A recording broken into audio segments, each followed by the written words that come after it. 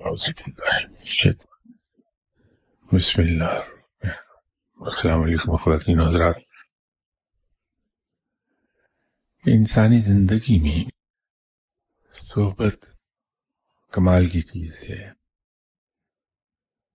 ہم دنیاوی علم میں بھی سنتے رہتے ہیں، ماں باپ بچپن میں ہمیں یہی تلقین کرتے ہیں کہ انسان جس صحبت میں بیٹھتا ہے ویسا ہی ہو جاتا ہے.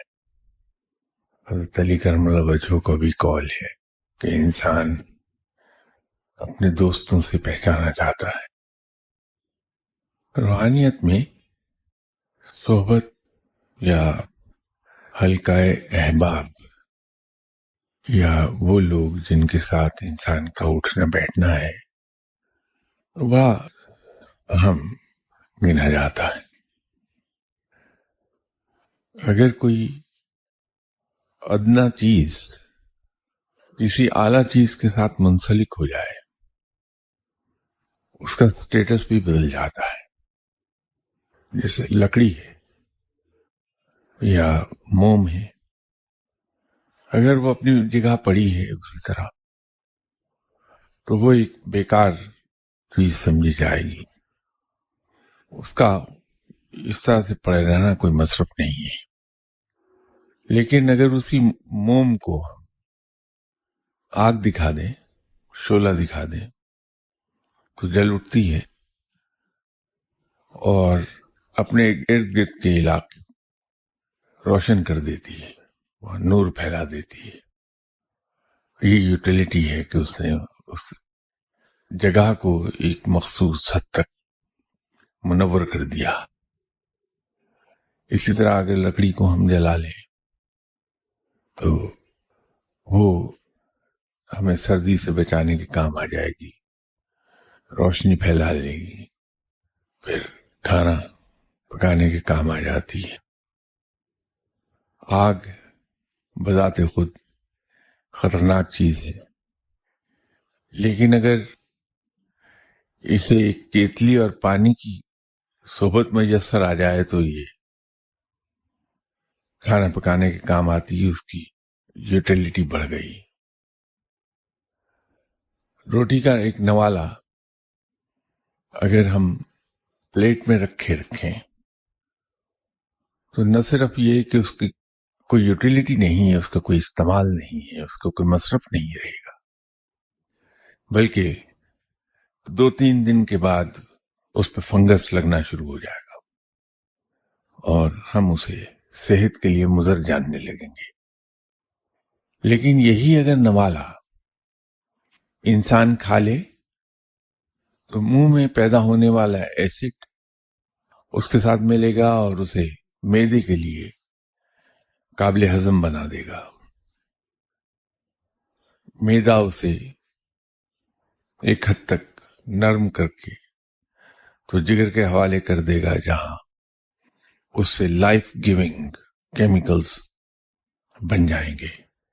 تو وہی نوالا جو پلیٹ میں پڑا ہوا کسی کام کا نہیں تھا بلکہ الٹا وہ ایکسپوز تھا فنگس کے لیے، وہ انسان کے بدن میں جا کے ایک زندگی بخش چیز میں تبدیل ہو گیا.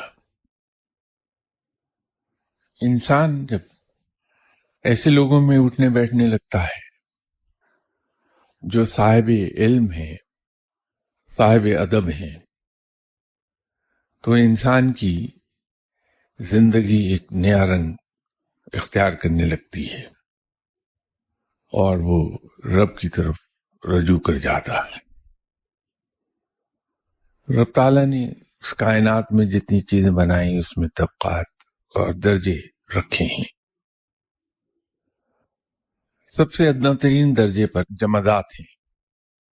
یہ ہم کسی زمانے میں جب کلاس 4-5 میں پڑھتے تھے تو یہ ہم نے کسی ٹیکسٹ بک میں پڑھا تھا کہ اس دنیا میں 4 طرح کی چیزیں ہیں. جمادات ہیں وہ چیزیں جو بے جان ہیں، جیسے پہاڑ ہیں، پتھر ہیں، چٹانیں ہیں. یہ جمادات میں یہ ادنا ترین شکل ہے زندگی کی، کیونکہ ان میں کوئی حرکت نہیں ہے، ان کا ارتقا نہیں ہے۔ اس کی ڈیکے تو ہے لیکن اس میں ارتقا نہیں ہے۔ ایک پڑی ہوئی چیزیں ہیں، بڑھتی نہیں ہیں، بہتر شکل اختیار نہیں کرتی ہیں، لیکن یہ زوال پذیر رہتی ہیں۔ تو زندگی کی وہ شکل جس میں ارتقا نہ ہو، صرف ڈکے ہو، وہ ادنا ترین شکل ہے۔ اس سے بہتر درجے کی زندگی کی شکل نباتات ہیں۔ تو زندگی کی ارتقاء کا اگلا مرحلہ، اگلی سٹیج حیوانات کی ہے، اور سب سے افضل زندگی کی شکل انسان کی ہے۔ انسان اگر ایسی صحبت اختیار کر لے جو اسے رب سے دور لے جائے، میٹریلسٹک بنا دے، وہ شاید وقتی طور پر تو قابل تحسین ہو جائے، لیکن انجام کار وہ اپنے زوال کو چلی جائے گی وہ شکل۔ لیکن اگر انسان ایسے لوگوں کی صحبت اختیار کر لے جو صاحب علم ہیں، صاحب ادب ہیں، تو پھر انسان اس راہ پر جا نکلتا ہے جو اسے دن بدن، لمحہ بلمحہ اس بلندی کی طرف لے جانے لگتا ہے جو اسے رب کے قرب کا اہل بنا دیتی ہے۔ جب ہم اس راہ پر چلتے ہیں تو ہمارے دل میں طرح طرح کے وسوسے، خدشات اور احساس زیاں جو فالس ہوتا ہے، حقیقی نہیں ہوتا، کچھ کھونے کا احساس، وہ ہمارے دل میں وسوسے، خدشات اور فالس ٹائپ آف جو احساس زیاں ہے وہ سر اٹھانے لگتا ہے۔ یہ شیطان وسوسے اور خدشات ڈالتا ہے، نفس ہے ہمارا جو سرکشی کرتا ہے۔ اس کے اندر ایک اور آرگومنٹ، مجھ جیسا کمزور انسان جو گناہوں کا شیدائی ہے، مجھ جیسا انسان جس کو گناہ کی زندگی بڑی لبھاتی ہے، ہم ایک آرگومنٹ یوز کرتے ہیں جبر کا، تقدیر کا، ڈیسٹنی کا۔ یہ وہ الفاظ ہیں جو ہم استعمال کرتے ہیں کہ آخر ڈیسٹنی بھی تو کوئی چیز ہے۔ If I'm destined for this, I'm absolutely helpless, can't help it۔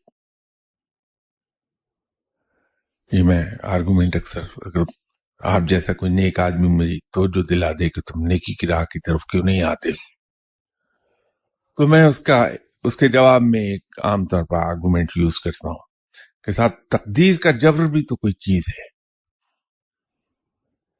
میری ڈیسٹنی سیٹ ہے، تو میں تو جو کچھ بھی کر لوں، میں نے جانا وہیں ہے، پہنچنا وہیں ہے جس کے لیے میں ڈیسٹائنڈ ہوں۔ تو یہ تقدیر کے جبر کو بھی مجھ جیسے لوگ آرگومنٹ کے طور پہ یوز کرتے ہیں۔ یہ جبر و اختیار کمال کی چیز ہے۔ جہاں جبر ہے وہاں کوئی نہ تو سزا ہے نہ کوئی انعام ہے۔ جبر کے نتیجے میں ہونے والے قصے پر گرفت نہیں ہے۔ اس کی بہترین مثال شاید یوں دی جا سکتی ہے کہ جب ہم نماز کے لیے کھڑے ہوتے ہیں تو دنیا بھر کے خیالات، ایسے خیالات جو عام حالات میں ہمارے قریب سے بھی نہیں گزرتے، وہ خود بخود چلے آ رہے ہوتے ہیں۔ اس کے لیے اردو میں شاید بہترین لفظ وہ خود بخود در آتے ہیں. تو ایسے خیالات جو خود بخود ہمارے ذہن میں چلے آتے ہیں نماز کے دوران، اس پر رب گرفت نہیں کرتا، اس پر معافی ہے. اس لیے کہ وہ انسانی نفسیات اور انسانی کمزوریوں کا جبر ہے کہ وہ خیالات ایسے وقت پر آتے ہیں. اسی لیے اس پر چھوٹ ہے، نماز میں کوئی خلل واقع نہیں ہوتا. لیکن وہ خیالات جن کو ہم ڈیلیبریٹلی ذہن میں لاتے ہیں، کانشیسلی اپنے ذہن میں لاتے ہیں، تھرو این ایفرٹ ان خیالات کو ذہن میں ہم لاتے ہیں، خود سوچتے ہیں، ان کو اس پر گرفت ہے، وہ گناہ ہے. اب یہاں اختیار ہے ہمارا کہ ہم نہ سوچیں کسی بات کو. تو جب ہم اپنے اختیار کو استعمال کرتے ہیں یا اختیار کو ہم استعمال نہیں کرتے کہ انہیں روک پائیں، تو وہاں گناہ ہو گیا ہم پر. اور جہاں جبر ہے کہ وہ خود چلے آ رہے ہیں، وہاں ہم مجبور ہیں، وہاں کوئی گرفت نہیں ہے. تو اگر انسان اتنا ہی قدر و جبر کا غلام ہے جتنا ہم خود اپنے آپ کو سمجھتے ہیں، اس لیے میں نے کہا کہ یہ ہم ایک ایکسکیوز بناتے ہیں، ایک بہانہ گھڑتے ہیں ہم کہ میں کیا کروں، میری تقدیر میں یہ لکھا تھا کہ میں گناہوں میں ملوث ہو جاؤں. یہ فالس قسم کے بہانے ہیں، لیم پریٹینڈ سے.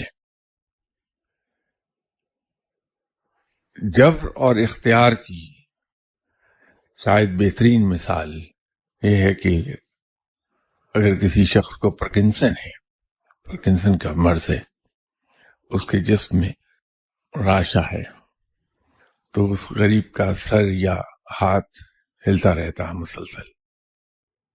کوئی چیز پکڑتا ہے، اگر پانی کا گلاس، چائے کا کوئی کپ، تو پانی بھی اس کے ہاتھ میں چھلکتا ہے، چائے بھی چھلکتی ہے، میز خراب ہوتا ہے، کپڑے پر چینٹے پڑ جاتے ہیں. لیکن ہم میں سے کبھی کسی نے اس کو شرمندہ نہیں کیا، بلکہ ہم اس کو دلاسا دیتے ہیں کہ نہیں، کوئی بات نہیں، ٹھیک ہے، ابھی صاف ہو جائے گا، آپ فکر نہ کریں. لیکن اگر یہی حرکت کوئی آدمی جان بوجھ کے کرے کہ ہاتھ کو یوں خود حرکت دیتا رہے، یا گلاس پکڑتے ہوئے جان بوجھ کے یوں ہلا لے اور پانی چھلک جائے، تو یہ حرکت کرنے والے کو بھی پشیمانی ہوتی ہے، شرمندگی ہوتی ہے، اور دیکھنے والے بھی اسے برا سمجھتا ہے. تو جہاں جبر ہے وہاں پشیمانی نہیں ہے، جہاں اختیار ہے وہاں اگر ہم کوئی حرکت ایسی کریں گے تو وہاں پشیمانی بھی ہوگی اور دوسروں سے بات بھی سننا پڑے گی ہمیں. تو اگر انسان قدر و جبر کے سامنے اتنا ہی مجبور ہوتا جتنا ہم کہتے ہیں، تو رب تعالیٰ جس نے ہمیں تخلیق کیا، جس کی تخلیق کا ہم شاہکار ہیں، وہ رب بحیثیت خالق کے ہماری خوبیوں اور ہماری خامیوں سے ہم سے زیادہ واقف ہے. قدر و جبر بھی اسی کی طرف سے ہے. تو پھر ہماری اصلاح کے لیے ایک روایت کے مطابق 1,24,000 پیغمبر نہ اتارے جاتے کبھی. پھر رب تعالیٰ ان پیغمبروں کے ذریعے سے ہم پر اپنا دین نازل نہ فرماتا، لیکن رب تعالیٰ نے حضرت آدم علیہ السلام سے لے کے آپ صلی اللہ علیہ وسلم تک جتنے بھی پیغمبر بھیجے، چونکہ اس کا ثبوت نہیں ملتا کہیں اس تعداد کا 1,24,000، اس لیے ہمیشہ میں اس کو روایت کہتا ہوں کہ ایک روایت کے مطابق. لیکن قرآن پاک میں 40 پیغمبروں کے نام کا تذکرہ ملتا ہے ہمیں. تو ان 40 پیغمبروں پر تو اتفاق ہو سکتا ہے، کم سے کم 40 تو کنفرم ہوتے ہیں. سبھی پیغمبر رب کا پیغام لے کے آئے. آپ صلی اللہ علیہ وسلم کے ذریعے سے جو پیغام آیا، اس نے دین کو مکمل کر دیا. اس پیغام کے آ جانے کے بعد اس پیغام میں کسی ایڈیشن یا آلٹریشن کی ضرورت نہیں رہی، اس لیے نبوت کا سلسلہ ختم کر دیا گیا، اور اسی نسبت سے آپ صلی اللہ علیہ وسلم نبی آخر الزماں ہیں۔ آپ کے بعد کبھی کوئی نبی نہیں آئے گا۔ دین جہاں آ کے مکمل ہوا اور مکمل شکل میں ہمیں پاس آن کر دیا گیا قرآن کی شکل میں، یہ دین در حقیقت ایک پیراڈائم ہے، ایک سانچہ ہے، ایسا سانچہ جس میں رب یہ چاہتا ہے کہ وہ اپنی جو ماسٹر پیس تخلیق ہے وہ اس سانچے میں ڈھل جائے، اور جس طرح اس کی تخلیق کا شاہکار ہے انسان، اسی طرح وہ ایک بہترین انسان بنے۔ وہ سانچہ اس نے ہمیں دے دیا، اب ہمیں اس میں ڈھلنا ہے۔ تو اگر جبر کے ہی ہم غلام ہوں، اسی کے ذریعے ہم مجبور ہوں، تو پھر وہ پیراڈائم ہم تک کیسے کیوں آیا؟ تو رب تعالیٰ نے ہمیں ماسوائے چند ایک معاملات کے جو تقدیر کا ہارڈلی 5 to 10% بنتے ہیں، باقی میں اس نے ہمیں اختیار عطا فرما دیا کہ ہم جو چاہے ہم کریں، اور اسی لیے چونکہ اختیار ہے ہم آزاد ہیں اس اختیار کو استعمال کرنے یا استعمال نہ کرنے میں، اس لیے اس کی جزا و سزا ہے۔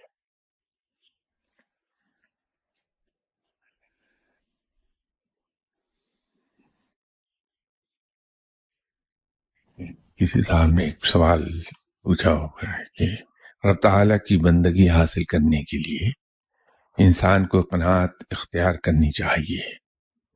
روزگار کمانے کے سلسلے میں اگر انسان کو ایک مقرر کردہ وقت سے اپنا زیادہ ٹائم دینا پڑ رہا ہو، اور وہ اس کو یہ سمجھ بھی رہا ہو کہ میں اپنی اس مصروفیت کی وجہ سے باقی اینڈز جو رب کے قرب حاصل کرنے کے لیے کمپلسری ہیں نہیں پورے کر رہا، تو اس وقت اس کشمکش سے نکلنے کے لیے کیا فیصلہ کرنا چاہیے تاکہ زندگی کی اصل حقیقت اور مقصد کو کسی حد تک پا سکے۔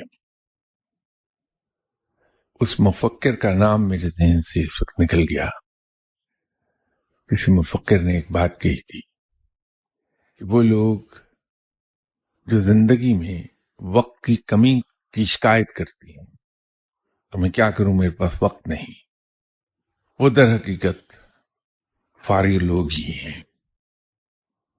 ورنہ وہ لوگ جو واقعتاً مصروف رہنے والے ہیں، وہ اپنے وقت کو اس طرح سے آرگنائز کر لیتے ہیں کہ سبھی کام اس میں پورے ہونے لگتے ہیں، اور انہیں بجائے وقت کی کمی کے کام کی کمی کی شکایت رہنے لگتی ہے کہ میرا وقت نہیں گزرتا، کہ کام کم ہے۔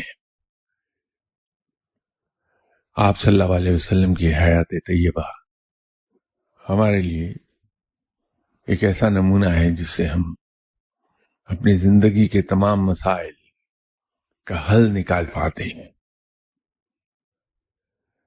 یہاں میں نے شاید ایک دو موقعوں پر پہلے بھی عرض کیا کہ ایک زمانے میں میری جب اس قسم کی مصروفیات شروع ہوئیں تو میرے روزگار کے معاملات، فیملی لائف اور خلق خدا کے ساتھ میرا کانٹیکٹ، یہ کچھ اس طرح سے ایک دوسرے میں گڑبڑ ہونے لگا کہ میں تینوں ہی کام نہیں کر پا رہا تھا صحیح۔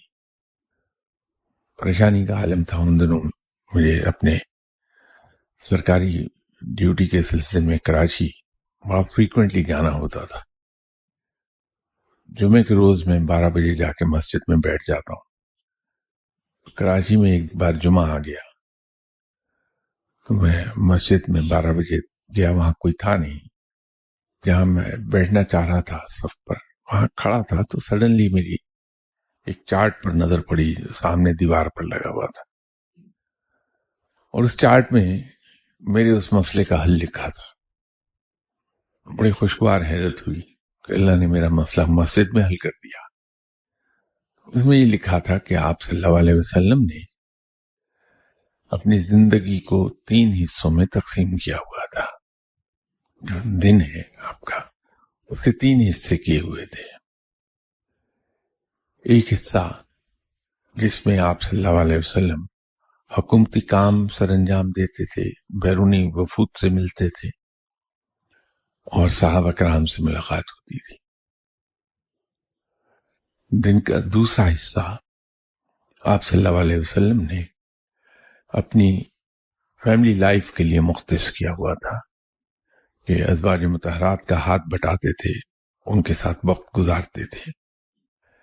اور دن کا تیسرا حصہ آپ صلی اللہ علیہ وسلم نے آرام اور عبادات کے لیے مختص کیا ہوا تھا. تو اس سے وہ مسئلہ حل ہو گیا. اسی طرح اگر ہم اپنے دن کو اس طرح سے تقسیم کر لیں، کیونکہ روحانیت میں ڈیوٹی پر بہت زور ہے کہ ڈیوٹی سب سے افضل ہے، انسان کو اپنی ڈیوٹی پوری کرنی چاہیے. اس ڈیوٹی میں روزگار کے معاملات بھی ہیں، ہماری فرائض جو what we owe to our family وہ بھی پورا کیا جانا چاہیے، فیملی کو وقت دیا جانا چاہیے. پھر ہمارے جسم کا ہم پر حق ہے، جسم کو آرام بھی دیا جانا چاہیے. رب تعالیٰ کا ہم پر حق ہے، رب کی عبادت بھی کی جانی چاہیے. بات صرف اتنی ہے کہ ہم اپنے وقت کو اگر پراپرلی تقسیم کر لیں تو مسئلہ حل ہو جاتا ہے.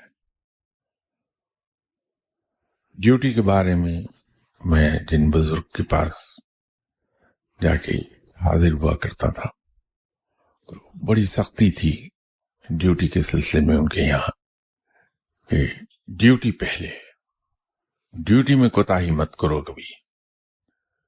تو وہ پھر آہستہ آہستہ سمجھ آئی کہ میں تو اس وقت ڈیوٹی اپنے دفتر کے معاملات ہی کو سمجھ رہا تھا، لیکن در حقیقت ان کا مطلب ڈیوٹی سے وہ تمام حقوق تھے جو مجھے ادا کرنے ہیں، جس میں میرے روزگار کے معاملات بھی ہیں، میری فیملی لائف بھی ہے، رشتہ دار ہیں، دوست احباب ہیں، عبادات ہیں، اور خود جسم کا حق ادا کرنا ہے مجھے کہ مجھے آرام دینا ہے اپنے آپ کو. روزگار کے سلسلے میں اگر ہمیں ٹائم زیادہ دینا پڑتا ہے تو ہم ٹائم کو اس طرح سے ایڈجسٹ کر سکتے ہیں، آسانی کے ساتھ ہو جاتا ہے.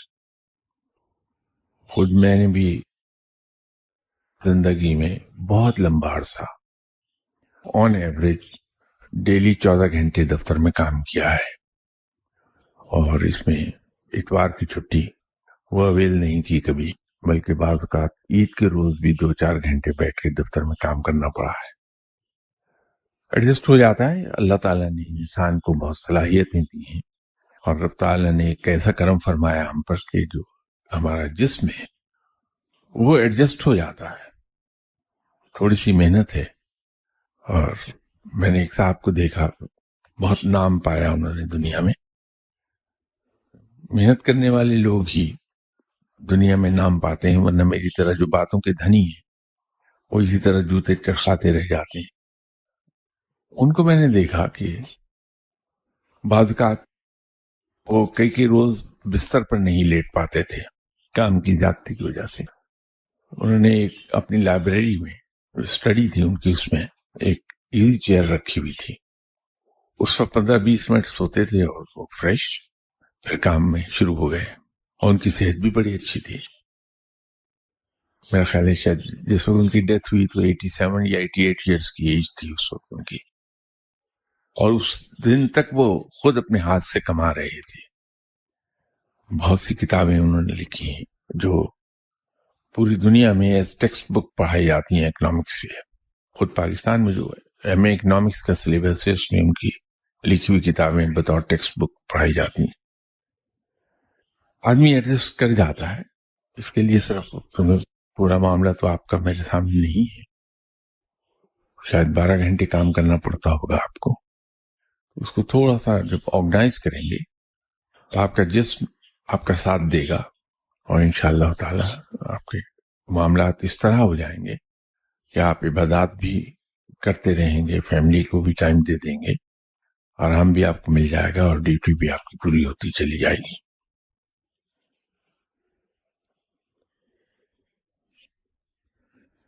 کسی اور صاحب کا سوال ہے کہ شاہ صاحب، اگر کسی شخص کو اپنے اندر بہت بے چینی محسوس ہو اور اس کو ایسا لگے کہ وہ کچھ ڈھونڈ رہا ہے، تو اس کیفیت کو کیا نام دیں؟ اللہ تعالی نے، جس میں ابھی تھوڑی دیر پہلے عرض کر رہا تھا کہ یہاں زندگی درجہ پر درجہ ہے، طبقات ہیں زندگی کے، انسانوں کے، اسی طرح رب تعالی نے ہر انسان کی فطرت، ہر انسان کی جسمانی قوت اور مینٹل فیکلٹیز ایک دوسرے سے مختلف رکھی ہیں، وہ ویری کرتی ہیں ان ڈگری، مین ٹو مین۔ رب تعالی نے قرآن میں بہت تکرار کے ساتھ ریپیٹڈلی ہمیں انوائٹ کیا ہے غور و فکر کرنے کے لیے، غور و خوض کرنے کے لیے چیزوں پر، اور غور و فکر انسانی فطرت کے عین مطابق ہے۔ تجسس تمام جاندار چیزوں کی طبیعت میں موجود ہے، میں صرف انسان نہیں عرض کر رہا، تمام جاندار چیز، فرق صرف ڈگری کا ہے، کسی میں کم کسی میں زیادہ۔ اور یہ تجسس ہی ایسی چیز ہے جو ہمیں غور و فکر پر ابھارتا ہے۔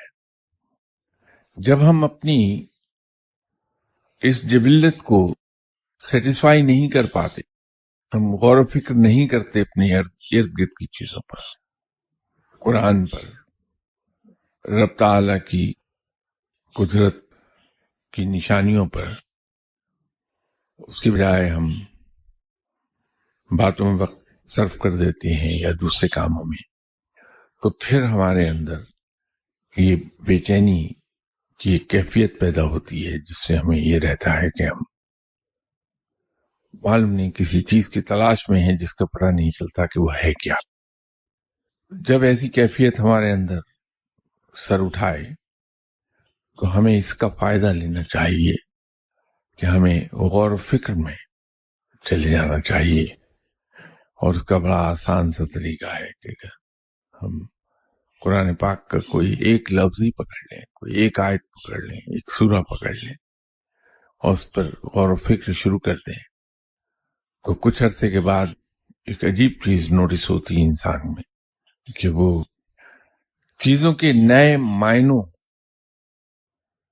کو جاننے لگا ہے، اس پر نئے نئے معنی کا انکشاف ہونے لگا ہے، اور وہ جو طبیعت میں ایک بے چینی ہے، ہم چیزوں کو ڈھونڈ رہے ہیں، وہ خود بخود ختم ہوتی ہے۔ جناب حضرت بختیار کاکی رحمۃ اللہ علیہ صاحب نے ایک بات یہ فرمائی تھی کہ فقیر پر لازم ہے کہ وہ زمین پر چل پھر کر رب کی قدرت کا مشاہدہ کرے۔ یہ فقیر کو تلقین اسی سے کی گئی ہے۔ فقیر جب سیر کو نکلتا ہے، سفر در حقیقت تمام فقیروں کو بہت زیادہ درپیش آتے ہیں، کیونکہ سفر سے بہتر ذریعہ تعلیم کوئی اور ہے نہیں۔ جتنا زیادہ انسان سفر میں سیکھتا ہے، جتنا زیادہ چیزوں کا مشاہدہ انسان سفر میں کرتا ہے، وہ کسی اور حالت میں نہیں کرتا۔ اس لیے فقیر آپ ان کو دیکھیں گے کہ اپنی مرضی سے یا قدرت ایسے حالات پیدا کر دیتی ہے کہ سبھی فقیر بے تحاشا سفر کرتے ہیں۔ اس سفر میں رہتے ہوئے وہ مختلف چیزوں کا مشاہدہ کرتے ہیں، اور وہ مشاہدہ انسان کو رب کے قریب لے جاتا ہے۔ اس میں ایک بہت سے فیکٹرز میں سے ایک فیکٹر یہ سفر بھی ہے کہ جس کے ذریعے سے انسان رب کی قدرت کا مشاہدہ کرنے لگتا ہے۔ اور میں یہ ہمیشہ ایک بات کہنے کی کوشش کیا کرتا ہوں کہ جب انسان رب تعالی کی قدرت کا مشاہدہ کرتا ہے، چوں چوں وہ مشاہدہ گہرا ہوتا چلا جاتا ہے، تو انسان کو رب سے عشق ہوتا چلا جاتا ہے. اور یہی عشق ہے جو انسان کو رب کا قرب دلا دیتا ہے، کیونکہ جو ہی رب سے عشق ہوتا ہے تو انسان کے اندر ایک اور خوف جنم لیتا ہے کہ میرا رب کہیں مجھ سے روٹھ نہ جائے. کیونکہ جس سے آدمی عشق کرتا ہے اس کے روٹھنے کا خوف بڑا شدید ہوتا ہے. اگر کسی چیز سے انسان ڈرتا ہے سب سے زیادہ تو یہی ہے کہ جس سے میں عشق کرتا ہوں وہ مجھ سے روٹھ نہ جائے. تو رب تعالیٰ کے روٹھنے کا ڈر ایسی ڈرائیونگ فورس بن جاتا ہے انسان کے لیے کہ انسان رب تعالیٰ کے چھوٹے چھوٹے احکامات بالجبر نہیں بلکہ خوشی کے ساتھ ان کو کیری آؤٹ کرتا ہے. انسان اس کے احکامات پر عمل کرتا ہے اور یہی عمل انسان کے لیے باعث نجات بن جاتا ہے، دنیا میں بھی اور آخرت میں بھی. رب تعالیٰ مجھے اور آپ کو سب کو رب تعالیٰ کے احکامات پر عمل کرنے کی توفیق عطا فرمائے. نیکسٹ سنڈے تک بشرط زندگی سے پھر انشاءاللہ نیکسٹ سنڈے حاضر ہوں گا آپ کی خدمت میں. اس وقت کے لیے اجازت. السلام علیکم.